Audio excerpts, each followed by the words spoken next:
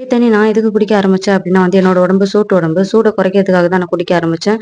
நீங்க ஒரு 4 நாள் உடம்பு சூடா இருக்குன்னு சொல்லி வெந்தய தண்ணி காலையில குடிச்சு பார்த்தீங்கன்னா, 5வது நாள் உங்களுக்கு கண்டிப்பா சரியாயிருக்கும். அந்த அளவுக்கு வந்து இது எஃபெக்டிவா இருக்கும். அது மட்டும் இல்லாம டைஜஷன், கான்ஸ்டிபேஷன் பிரச்சனைக்கும் இது வந்து யூஸ் ஆகும். பிளஸ் மில்க் சப்ளை இன்க்ரீஸ் பண்ணி குடுக்குறதுனால நான் இப்போ வரைக்கும் வந்து அத கன்டின்யூ பண்ணிட்டு இருக்கேன். என்னோட ஃபுட் சார்ட் படி இன்னைக்கு பச்சை பயிறு தோசை, அதுக்கு தொட்டுக்க வந்து ஒரப்பா கார சட்னி தான் வச்சிருந்தேன்.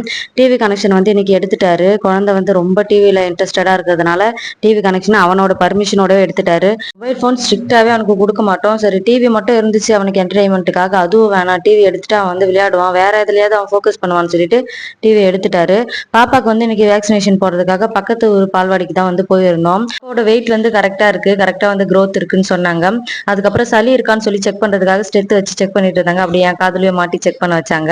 25வது நாள் தடுப்பூசின்றதுனால ஒரு ஊசி 2 சொட்டு மருந்து போட்டாங்க. வலி தாங்க முடியாம குழந்தை கத்துறத பார்த்து ரொம்ப கஷ்டமா போச்சு. இருந்தாலும் என்ன பண்றது, போட்டுதானே ஆகணும்.